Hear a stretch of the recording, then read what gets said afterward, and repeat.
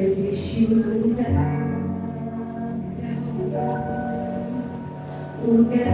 de quem governa o ser.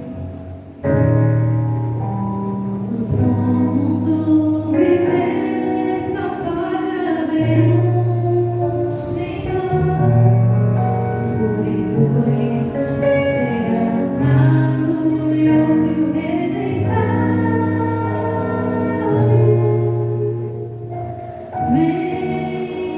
Decide agora quem vai ocupar seu coração. Mas lembre, se ele não for o primeiro em seu coração, então já não é mais nada, não passa de uma ilusão.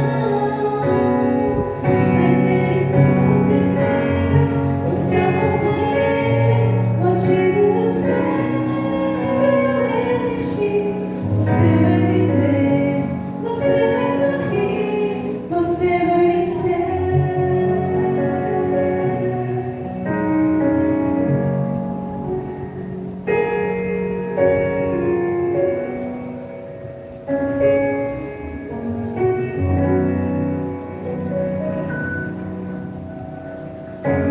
Um dia vai ser pra você. Depende de aceitar Jesus no viver. É hora de beber da fonte da vida. Você verá que Jesus existe em plena alegria. Oh, vem, decide agora quem vai ocupar seu coração. Mas lembre, se ele não for o primeiro em seu coração, então já não é mais nada, não passa de uma ilusão. Mas se ele for o primeiro, o seu companheiro, motivo do seu existir, você vai viver, você vai sorrir, você vai vencer. Não há batalha perdida com Cristo. Ele mesmo triunfou lá na cruz. Com sangue já provou que nos ama. Seu coração for dele, não será de mais ninguém. Se ele não for o primeiro em seu coração, então já não é mais nada, não passa de uma ilusão. Mas se ele for o primeiro, o seu companheiro, motivo do seu existir, você vai viver, você vai sorrir, você vai vencer. Você vai viver, você vai sorrir, vai vencer.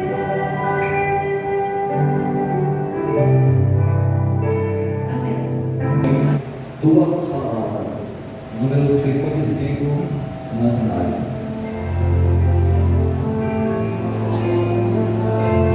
Vamos louvar, vamos louvar. Hoje está uma maravilha, são louvores e muito mais do que louvor, mais do que ser próximo a Jesus.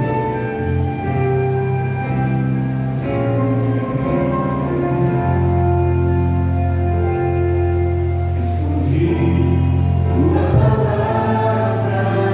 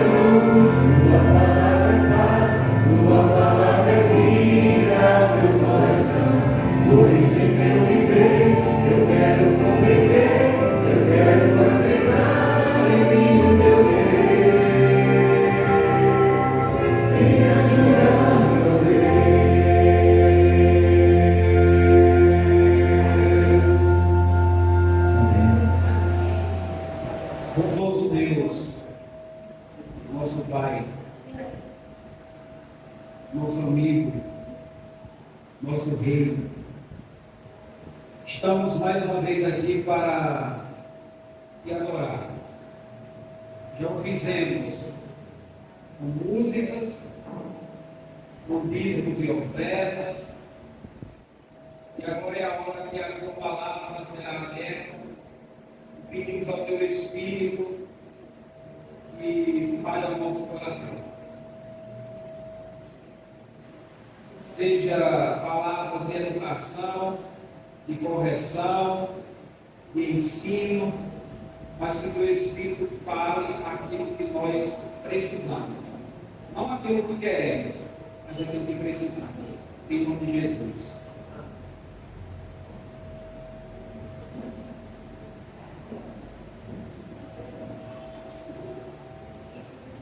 Boa noite a todos. Sejam todos bem-vindos. Estão cansados, né? Alguns aí estavam lá com a fraternização do Caleb. Queria ir, mas não deu.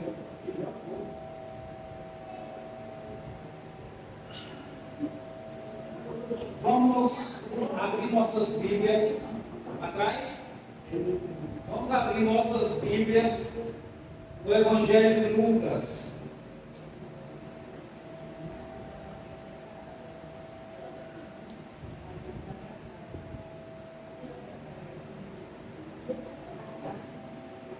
Evangelho de Lucas.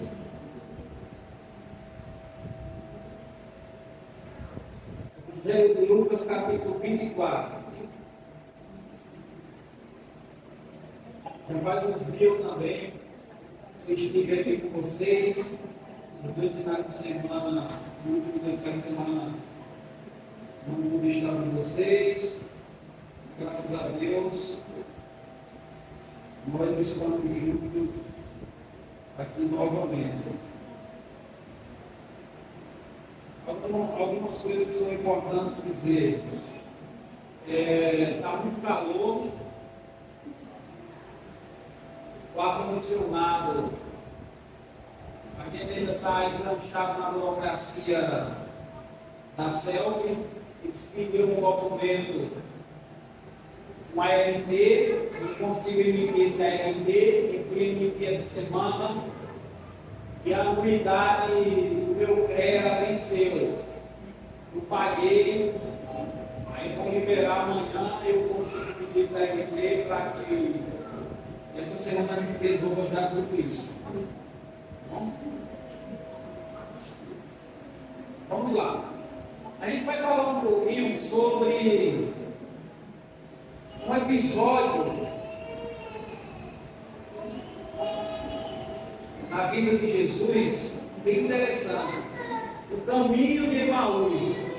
Eu comentei uma série que eu fiz aqui, eu ainda comentei com vocês um trecho aqui, mas eu vou me dedicar um pouco mais sobre esse episódio do caminho de Emaús. Está em Lucas capítulo 24, a gente vai ler a partir do versículo 13. E vai ler alguns versos, para a gente se inteirar na história. Depois a gente vem fazendo algumas pontuações, algumas aplicações. Vai embora. Dormir, porque amanhã começa, aqueles que trabalham de segunda a sexta, amanhã começa a semana. Certo? Lucas capítulo 24, versículo 13, a gente lê assim: naquele mesmo dia, 2 deles estavam a caminho para uma aldeia chamada Emaús, distante de Jerusalém 60 estádios. Iam conversando a respeito de todas as coisas sucedidas. E aconteceu que, enquanto conversavam e discutiam, o próprio Jesus se aproximou e ia com eles. Os seus olhos, porém, estavam como impedidos de o reconhecer. Então, lhe perguntou Jesus: que é isso que vos preocupa e de que ides tratando à medida que caminhais? E eles pararam entristecidos. Um porém chamado Cleopas respondeu dizendo: és o único porventura que tem estado em Jerusalém, ignoras as ocorrências desses últimos dias. dias, ele lhe perguntou quais, e eles lhe explicaram o que aconteceu a Jesus, o Nazareno, que era varão, profeta, poderoso em obras e palavras, diante de Deus, diante de todo o povo, e como os principais sacerdotes e as nossas autoridades o entregaram para ser condenado à morte e o crucificaram. Ora, nós esperávamos que fosse ele que havia de redimir Israel. Mas depois de tudo isso, é já o terceiro dia desde que tais coisas sucederam. É verdade também que algumas mulheres das que conosco estavam nos surpreenderam, tendo ido de madrugada ao túmulo, e não achando o corpo de Jesus, voltaram dizendo terem tido uma visão de anjos, as quais afirmavam que ele vive. De fato, alguns de nossos foram ao sepulcro e verificaram a exatidão do que disseram as mulheres, mas não o viram. Então lhe disse Jesus: ó honestos e tardos de coração, para crer em tudo que os profetas vos disseram, porventura não convinha que Cristo padecesse e entrasse na sua glória? E começando por Moisés, discorrendo por todos os profetas, expunha-lhes o que a seu respeito consta em todas as Escrituras. Quando se aproximaram da aldeia, fizeram menção e passaram adiante, mas eles o constrangeram, dizendo: fica conosco, porque é tarde e o dia já declina. E entrou para ficar com eles. E aconteceu que, estando com eles à mesa, tomando eles o pão, abençoou e tendo partido lhe deu. Então lhe abriram os olhos e reconheceram, mas ele desapareceu da presença. E disseram: porventura não nos ardia o coração quando pelo caminho nos falava, quando nos expunha as Escrituras? Texto um pouco longo, mas o texto ele é bem importante para a gente tirar algumas lições importantes. Como vocês viram aqui no contexto, Jesus havia morrido, já havia ressuscitado, algumas mulheres já tinham visto ele já havia aparecido para algumas mulheres, e agora esses dois discípulos andam para uma aldeia, provavelmente a aldeia natal de onde eles moravam, provavelmente entristecidos, decepcionados, porque grandes coisas aconteceram naquele final de semana e eles não conseguiram entender o que havia acontecido. E a Bíblia diz que quando eles iam caminhando pelo caminho, o próprio Jesus se aproximou deles. O próprio Jesus se aproximou deles. E a Bíblia diz que eles não o reconheceram. E quando eu estava estudando essa história, algumas coisas veio à minha mente. Como pode não reconhecer aqueles a quem passaram 3 anos e meio com ele? Como pode os discípulos, se eu passar 3 anos e meio com vocês, eu acho que dá para me reconhecer. Dá para reconhecer. Passaram 3 anos e meio com Jesus. E nesse momento, eles não reconheceram Jesus. A Bíblia não dá detalhes do porquê não reconheceram. A Bíblia só diz que Jesus andou com eles e eles não reconheceram Jesus. Por que não reconheceram Jesus? E quando a gente olha todo o contexto de toda a vida de Jesus com os discípulos, da morte e tudo, a gente percebe que Jesus frustrou as expectativas dos discípulos. Os discípulos estavam com uma expectativa e Jesus frustrou. Eles criaram expectativas de Jesus baseadas na situação social presente. Nós somos escravos, talvez essa não seja a palavra, mas é a que mais se enquadra, escravos social e financeiro de Roma. Eles era.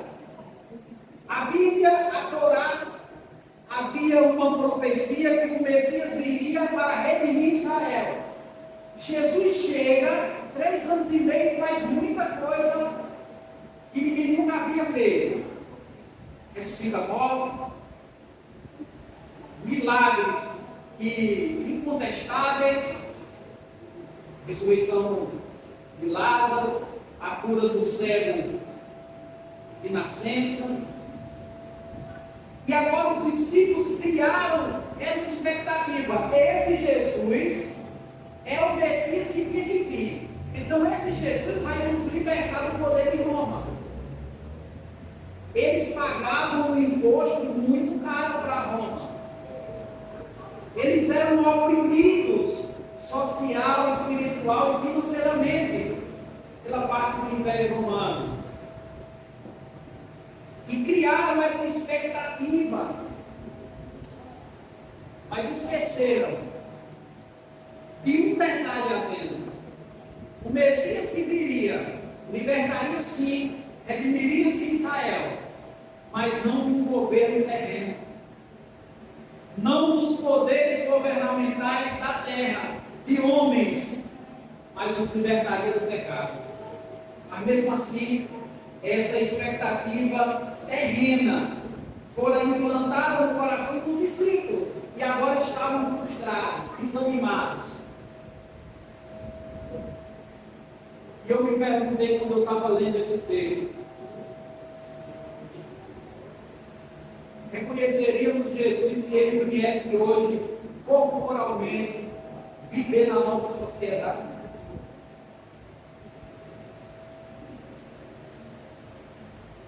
Se Jesus vivesse em nosso meio, será que nós o reconheceríamos? Eu, particularmente, acredito que pouquíssimas pessoas o reconheceriam como Messias.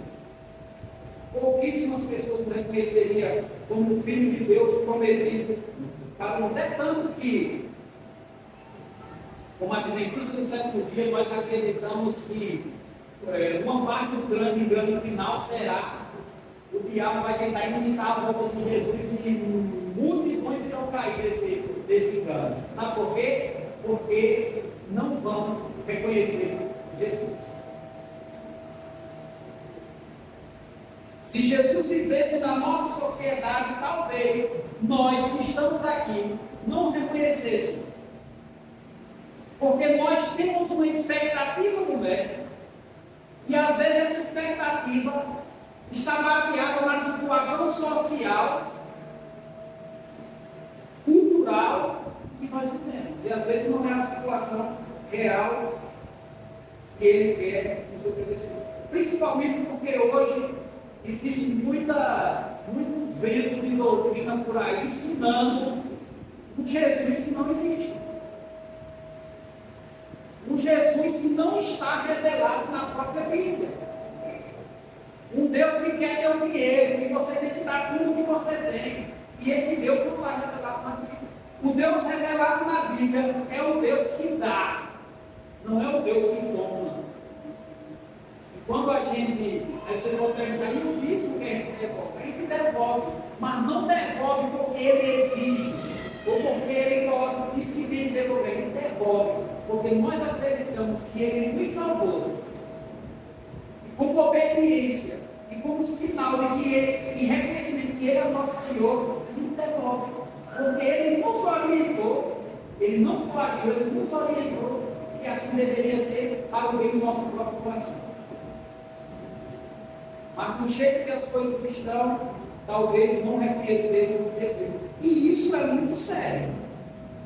Se Jesus vivesse em nossos dias, ele seria rotulado, criaria vários rótulos para ele. Eu fico com medo disso. Eu fico com medo. Porque eu fico com medo de não reconhecer esse Jesus. Porque isso é sério. Os discípulos, não se enganem, os judeus que não reconheceram Jesus, era o povo escolhido, era o povo da promessa. Os judeus, aos 11 anos de idade, eles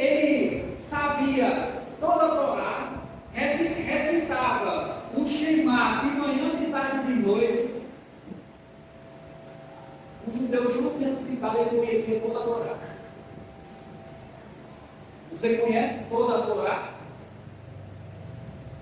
Se eu pedir para você recitar de cor aqui os 10 mandamentos, você recitaria? Hitler, ele conhecia de cor. Muito bem. Mas esse povo que Deus escolheu, que foi prometido por Deus como luz ao mundo, Jesus veio. Eles conheciam Jesus através da ótica, da expectativa teológica, cultural, da época que eles estavam vivendo. E não pelo estudo aprofundado e da Torá subjugada aqui no Espírito Santo. E é nesse ponto aqui, queridos, que a gente precisa entender, não sei se vocês perceberam, mas geralmente nos meus sermões eu tento trazer isso, a importância da gente estudar a palavra de Deus. Não é ler, é estudar a palavra de Deus. Eu estava pregando ontem na central de redenção e eu estava também falando sobre esse aspecto. A gente precisa gostar da palavra de Deus. Sabe por quê? Porque se a gente não entender a palavra de Deus, Jesus vem, vai voltar, e a gente nem percebe. Mas quando o inimigo tentar imitar a volta de Jesus, falsificar a volta de Jesus, talvez ele caia nesse engano. E a única coisa que vai nos deixar protegidos e aptos para identificá-lo é o estudo da palavra de Deus. Não tem outra coisa. Ficar vendo vídeo na internet de pastor X, de pastor Y, ajuda, mas não vai resolver o problema. Terceirizar o ensino da palavra de Deus não vai resolver o problema. A gente tem que mergulhar dentro da palavra de Deus. A gente tem que mergulhar e tentar entender as profecias, tentar entender o que Deus tem para nós. Sabe qual é o problema? A Bíblia está afastada das nossas vidas. A gente só lê a Bíblia quando vem para a igreja, alguns. A Bíblia, ela não faz parte daquilo que é prioridade para nós. E quando isso acontece, os nossos olhos ficam como se fossem escurecidos. Muita coisa a gente não percebe. Muita coisa a gente não percebe. Eles não perceberam que Jesus estava ali ao lado dele. Mas Jesus estava do lado dele. E Jesus começa lá a explicar, a conversar com eles. E tem outro trecho aqui. Eles disseram assim, quando eles estavam falando, eles estavam dizendo, olha, algumas mulheres dizem que ele ressuscitou, dizem que viram ele, mas a gente mesmo foi lá e não conseguiu, viu que o corpo não estava, mas a gente não viu. Aí Jesus diz no versículo 25, ele diz, ó nécios e tardios de coração, para crer em tudo que os profetas disseram. Os judeus tinham a Torá, mas não acreditavam de fato na Torá. A Torá falava, a Bíblia hebraica falava que o Messias redimiria Israel. Mas eles ficaram nesse mesmo trecho. Mas a mesma Bíblia também dizia que esse Messias, o servo sofredor de Isaías, ele sofreria. Ele seria traspassado pelas nossas transgressões e moído pelas nossas iniquidades. Ele seria levado a sacrifício como se leva um cordeiro ao matador. Eles esqueceram dessa parte, e aí está uma coisa importante. Muitas vezes a gente fixa a nossa vida, a nossa religião, em alguns trechos da Bíblia, e não considera a Bíblia como um todo.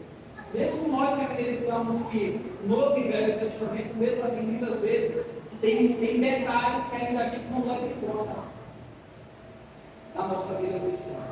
Eles tinham a Torá, mas não acreditavam de fato nela. Eles acreditavam nas tradições dos anciãos. Porque dentro do Talmud, que é as explicações dos anciãos, eles interpretando os textos da Torá, Talmud, Talmudi e vários outros documentos daquela época, eles davam mais valor a esses comentários, o que nós conhecemos hoje como Talmud, as tradições dos anciãos, do que de fato para a Torá, para a Torá. Eles acreditavam nas leis orais passadas pelos anciãos, eles acreditavam nos ritos simbólicos, mas na Torá eles não acreditavam. E a gente não pode, queridos, a gente não pode, de forma nenhuma, perder a palavra de Deus de uma forma total, de vista. Não podemos perder de vista a palavra de Deus e sua totalidade. Não podemos ter brecha para que as tradições subjuguem a palavra de Deus. E Jesus criticou muitas vezes a tradição dos anciãos, que eles seguiam, não porque as tradições fossem ruins, mas porque eles pegavam a tradição dos anciãos e colocavam acima da palavra de Deus. Eu acho que vocês se lembram de um episódio em que eles vêm falar a Jesus: está vendo teus discípulos vão comer e não lavam as mãos, está tudo errado. Eles consideravam esse detalhe dos discípulos como um pecado. Aí Jesus disse: por que vocês acreditam mais na tradição dos anciãos do que na palavra de Deus? Não deixemos que as tradições, por mais boas que sejam, elas suplantem os princípios imutáveis da palavra de Deus.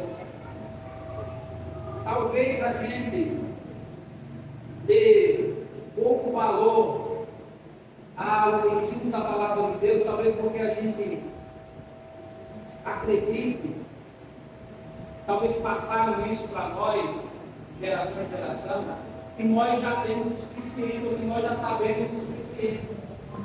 Mas eu queria dizer uma coisa para vocês: nós precisamos aprender e muito da palavra. Eu acredito que nessa igreja aqui, o mais antigo, hoje presente, em relação a Adventismo, deve ser moderno. Tem quantos anos de batismo, mulher?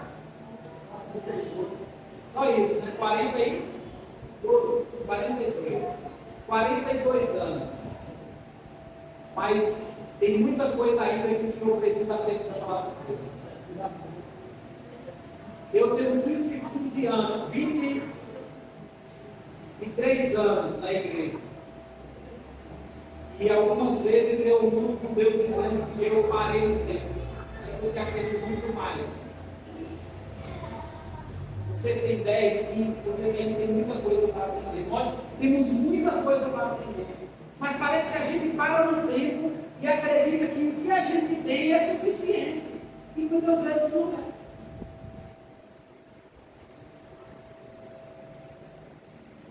Aqueles discípulos achavam que o conhecimento específico do ponto da Torá era suficiente para eles. E eles não reconheceram o Messias.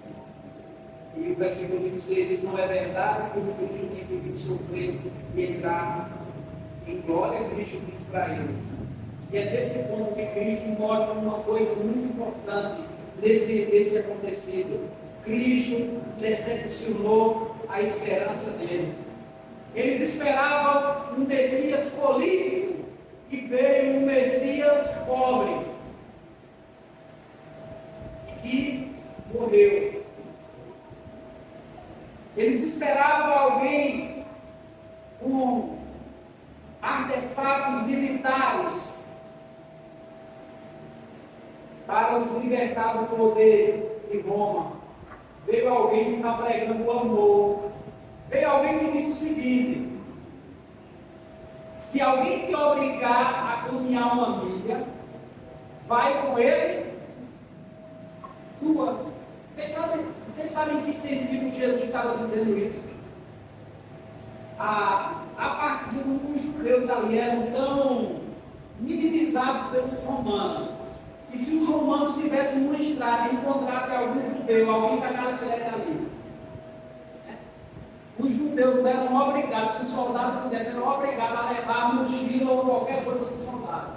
Mas com um limite para isso, era 1 milha. O judeu tinha que levar. Preste atenção no que Jesus me entregou, e se alguém te obrigar, ele está falando diretamente do poder político da época, se alguém te obrigar a andar 1 milha, anda com ele 2. Decepcionou a expectativa dos discípulos. Ficaram arrasados, por isso não reconheceram. Mas a Bíblia diz que ele foi conversando, chegou a certo caminho, Jesus demonstrou que passaram diante dos discípulos, não, fique com a gente, venha com a gente. E Jesus foi com eles. E a Bíblia diz que eles sentaram à mesa. Versículo 30, e aconteceu que quando estavam à mesa, ele pegou o pão e o abençoou, e depois o partiu e deu a eles. Então, olha como é que a Bíblia diz, então, os olhos deles fizeram o quê? Se abriram, e eles reconheceram Jesus. Mas ele desapareceu da presença de Deus. E é muito interessante, se você quiser pesquisar isso, você vai ter muita coisa boa para você pesquisar na Bíblia. Pesquisa a dinâmica da abertura de olhos no texto bíblico. É dinâmica interessante. Aqui, quando Jesus fez o rito lá, que foi pegar o pão, abençoar, partir para eles, os olhos deles se abriram. Nesse momento, os olhos se abriram. Ao estar na mesa com Jesus, foi que seus olhos se abriram. Quantas vezes nós deixamos de estar à mesa com Jesus, se alimentando do pão e a palavra dele? Quando eles estavam na mesa com Jesus, seus olhos se abriram. E essa dinâmica é muito bonita. Por exemplo, no Éden, a Bíblia diz que quando eles desobedeceram, o que foi que aconteceu? Se abriram os olhos. Outro episódio, Eliseu. O pessoal estava com medo, o servo de Eliseu estava com medo. Aí, Eliseu ora, Deus abre os olhos do servo dele e ele vê o quê? Uma multidão diante do Senhor que estava ali para batalhar naquela batalha. Os olhos se abriram. Quando você vai para os evangelhos, em especial o livro de Marcos, tem essa dinâmica de abrir os olhos, e os olhos se abrirem. E agora, dessa vez, os discípulos abriram os olhos. Andaram com Jesus, viram Jesus curar, cegueira, mas seus olhos ainda estavam fechados. E no livro de Marcos, Jesus mostra 2 tipos de cegueira. Ele mostra a cegueira física e a cegueira espiritual.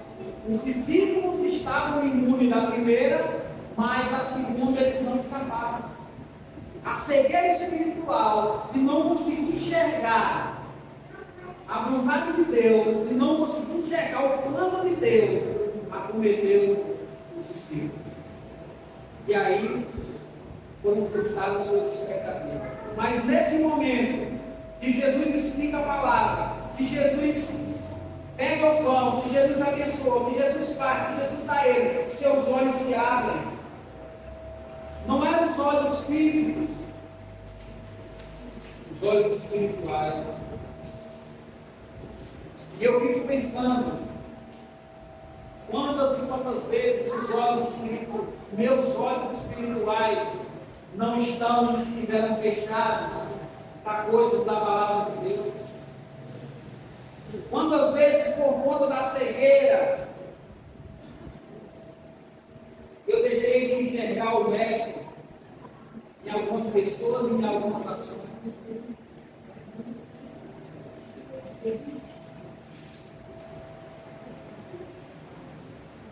E essa dinâmica de abrir os olhos ainda começa em Gênesis, termina no Apocalipse, onde Jesus vai falar para a última igreja, que representa os últimos dias, o último período. É a última igreja. Qual é o problema da última igreja? Um dos problemas. Sou rico e abastado. Aí Jesus disse, que outra foi Jesus disse. Tu é o quê? O que a igreja é? Pobre, cega e nua. Aí Jesus disse, você precisa comprar de mim o quê? Colírio. O problema da última igreja, da igreja física de Laodiceia, da igreja histórica, que é do tempo do fim, a igreja laodiceana do tempo do fim, a igreja espiritual laodiceana, é que a igreja ainda está com os olhos tapados. Ela jura que enxerga, ela jura que sabe das coisas, mas Jesus disse, você precisa comprar de mim colírio. Tu és cego, pobre e nu. A igreja de Laodiceia, ela tem um grande problema, é a soberba de achar que tem tudo, que sabe de tudo e que vê tudo. Mas graças a Deus, da mesma igreja, nos últimos dias, Cristo disse que tem um remanescente fiel. E esse remanescente fiel é aquele que atende o pedido de Jesus e compra dele um colírio. E os teus olhos são abertos. Cristo oferece o colírio, mas o colírio, queridos, tem um detalhe no colírio. O colírio só serve se ele for usado. Conhece alguém que fez um exame de vista, comprou o óculos, não usa o óculos? Mariana, está em casa, começa a ler. Serve de alguma coisa? Colírio só serve quando é usado. E o colírio, ele nos oferece para que nós entendamos a palavra dele, para que nós vejamos as coisas tal como são e não sejamos enganados por um grande engano. Nós vamos passar por um grande engano e o povo adventista do sétimo dia não estão impunes a esse engano. Por isso, precisa desse colírio, precisa do Espírito Santo de Deus, como guia, quando nós estivermos estudando a palavra de Deus. Meu apelo final, a gente vai cantar a música por palavras, a gente não preparado. Meu apelo final é que nós peçamos ao Espírito Santo esse colírio para enxergarmos as coisas espirituais como elas são. Para que nós, ao estudarmos a palavra de Deus, nossos olhos sejam abertos. Para no momento que nós estivermos na mesa, participando do pão com Jesus, como médico, nossos olhos sejam abertos e nós possamos ver. Nós façamos parte do grupo, no finalzinho do tempo, que vai reconhecer Jesus quando ele vier nas nuvens do céu. Mas para isso, é estudo da palavra, guiado pelo Espírito Santo. Estudo da palavra, guiado pelo Espírito. Só isso pode nos trazer o colírio necessário para enxergar as coisas como elas são. Esse é o meu desejo para vocês. Orem a Deus, peça que Ele derrame o colírio divino nos nossos olhos.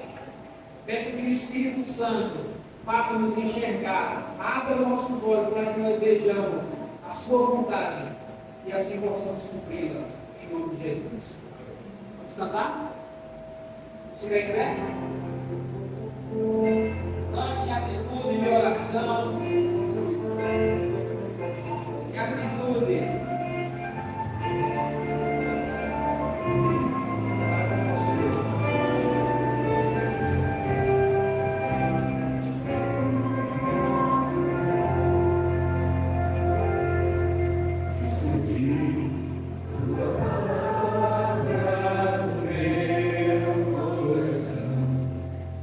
pecar contra ti.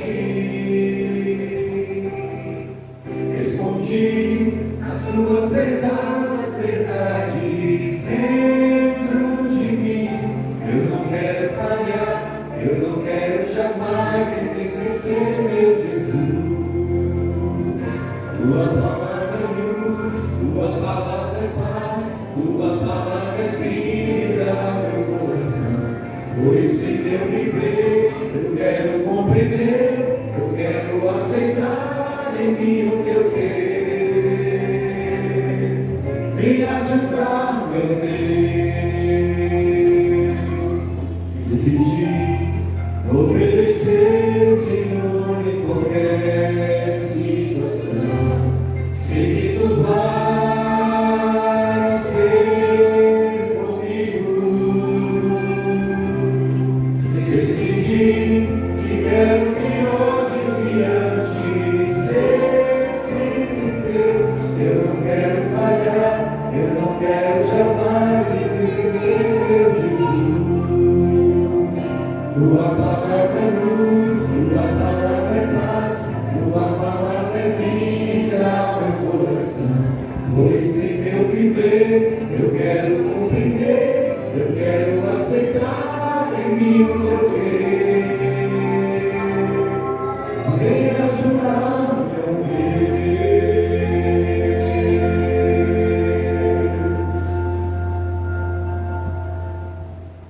Santo Deus,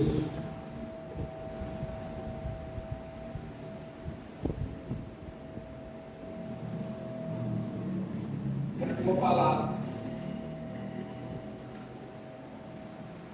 seja o nosso foco. Que a tua palavra, Pai, seja aquilo que nós tenhamos como grande importância na nossa vida, o catalisador de nossas decisões diárias. Nós somos falhos, ó Deus. Assim como os teus discípulos que estavam corporealmente com o Senhor, eles não reconheceram o Senhor.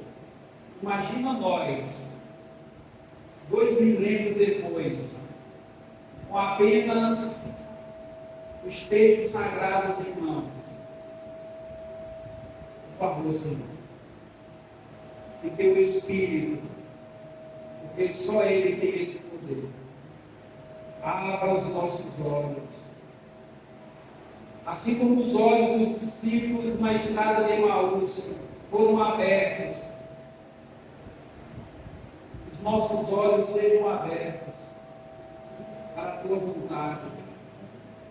Assim como os olhos do servo de Eliseu foi aberto, ele viu o exército que estava lutando com eles, o exército celestial. Que nossos olhos sejam abertos e nós percebamos que nós estamos no meio de uma grande batalha, que nós precisamos ficar do lado correto até do teu lado. Não permita, Senhor, que as coisas, mesmo as coisas religiosas, nos seguem ou atrapalhem a nossa visão do Senhor. Conserta a nossa visão. Dá, Senhor, a nós o teu colírio, prometido para a igreja de Laodiceia, a igreja do nosso tempo. Dá esse colírio para a gente. Nós precisamos ver com clareza. Precisamos ter clareza espiritual. Que teu Espírito pinte esse colírio nos nossos olhos, em nome de Jesus.